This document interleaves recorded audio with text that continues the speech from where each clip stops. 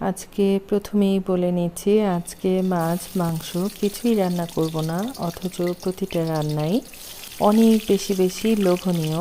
আমরা সবাই এ ধরনের রান্নাগুলা অনেক বেশি বেশি পছন্দ করে খাই। প্রিয় ভাই বোন বন্ধুরা, সবাইকে আসসালামু আলাইকুম এবং আদাব। সবাই কেমন আছেন? আশা করছি অনেক অনেক ভালো আছেন। আপনাদের দোয়া আর ভালোবাসায় আল্লাহর অশেষ রহমতে শুকর আলহামদুলিল্লাহ আমি ভালো আছি। যেহেতু গরমের সময় পড়ে গেছে, এখন পুঁই শাকটা অ্যাভেলেবেল পাওয়া যাচ্ছে। আর পুঁই শাক খেতে আমি বরাবরের মতোই অনেক বেশি পছন্দ করি, আর সেজন্য আজকেও রান্না করছি। আর ডালটা ধুয়ে রেখেছি, এটা টমেটো দিয়ে ডাল পাতুরি রান্না করব। আর কি বলে, এখানে বড় একটা বেগুন, এটা চাক করে কাটাকুটি করে নিয়েছি, এটা ভাজি করব।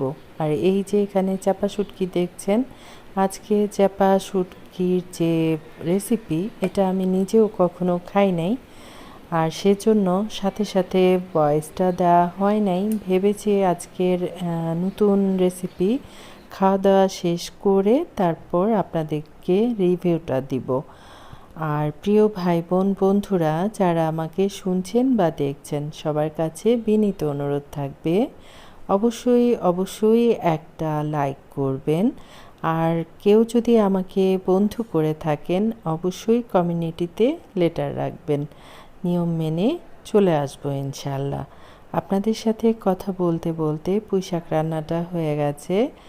আর এই হচ্ছে পুঁইশাক রান্নার ফাইনাল লুক। সাদা ভাজিটাও আমার কাছে খুব বেশি ভালো লাগে, আবার চিংড়ি মাছ বা ইলিশ মাছের মাথা কাটা দিয়ে রান্না করলে সেটাও খেতে ভালো লাগে। আর এই যে বেগুন ভাজা শুরু করে দিয়েছি। বেগুনটার মধ্যে কি কি দিয়েছি সেটা একটু বলে দিই।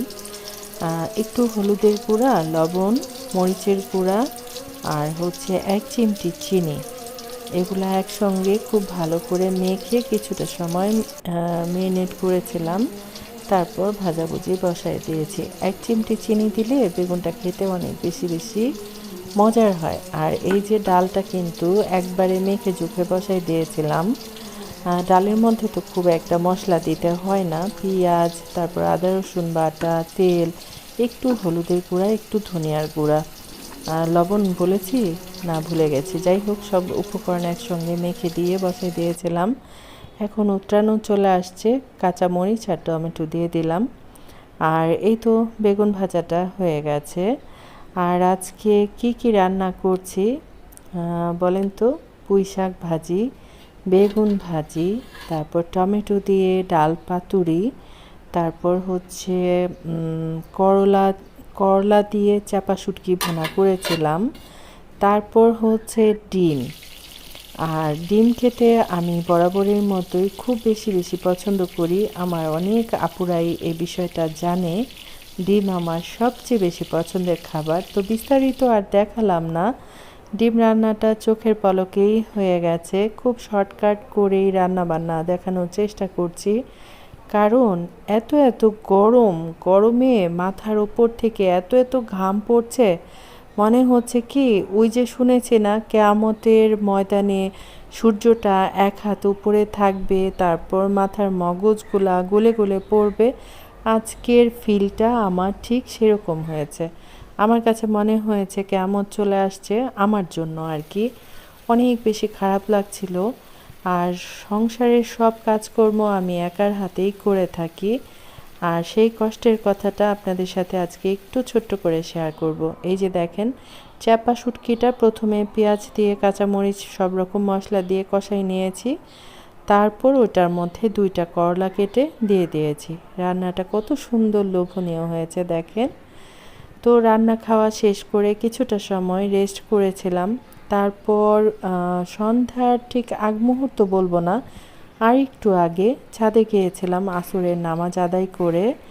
তারপর কি করলাম, চিন্তা করছিলাম যে গাছ যেই টবগুলাতে আছে, মাটিগুলা মানে একদম নিশ্চয়ই ফাঁকা হয়ে গেছে, চৌচির হয়ে গেছে গরমে ফেটে।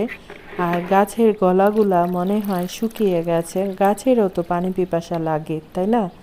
গাছ কিন্তু একটা প্রাণীর মতোই, তাই না? গাছের কিন্তু প্রাণ আছে, এটা কে কে জানেন? আমি ঠিক জানি না। তো যাই হোক, আর এই যে আমি পানি ভরে নিলাম বালতিতে ভরে, তারপর সব গাছের মধ্যে দিয়ে দিচ্ছি। আর অনেকের ধারণা গাছে ফল ফলাদি দেয় না, তাহলে গাছের এত যত্ন করে কি হবে? হ্যাঁ, তো আমার খুব বেশি মায়া লাগে যে গাছেরও তো পিপাসা বলে একটা বিষয় আছে, তাই না?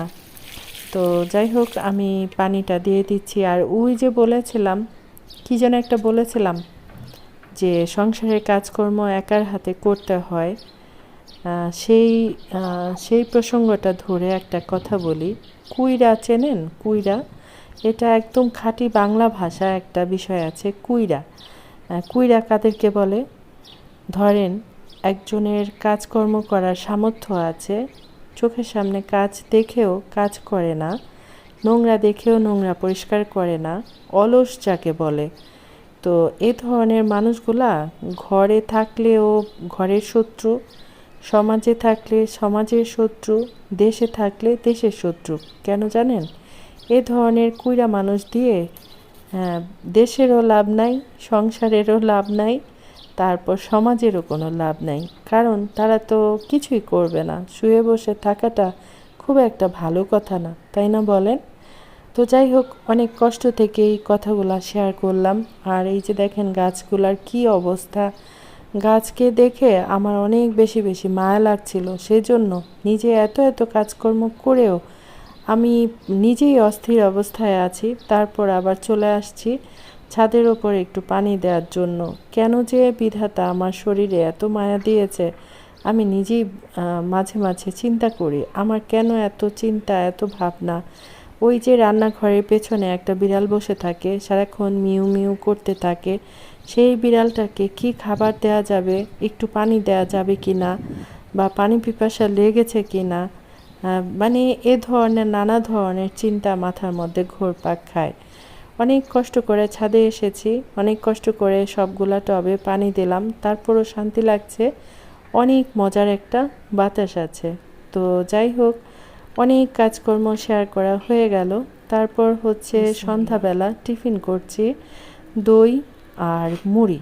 দই মুড়ি খেতে কে কে ভালোবাসেন অবশ্যই কমেন্ট করে জানাবেন কেমন। আর আমার আজকের কোনো কথায় কেউ যদি কষ্ট পেয়ে থাকেন, অবশ্যই ক্ষমা সুন্দর চোখে দেখবেন। আর আমি দইটা খুব বেশি খেতে পারি না, আমার গ্যাসের সমস্যা হয়ে যায়, সে কারণে আমি অল্প করে একটু চিনি দিয়ে নিয়েছি। একটু চিনি দিলে খেতে মজাও লাগে, তারপর আমার আর সমস্যা হয় না। তো আমার আজকের ব্লগ ভিডিও আমার প্রিয় ভাই বোনদের কাছে কেমন লেগেছে অবশ্যই কমেন্ট করে জানাবেন। সবাই সবার পাশে থাকবেন, সবাই সবাইকে সাহায্য করবেন। আমরা মানুষ হয়ে মানুষের উপকারে যদি না আসি, তাহলে মানব জীবন একদম বৃথা। আমার এই কথাটার সাথে কে কে একমত কমেন্ট করে জানাবেন। ভালো থাকেন, সুস্থ থাকেন, আবার কথা হবে ইনশাল্লাহ। আল্লাহ হাফেজ, আসসালামু আলাইকুম।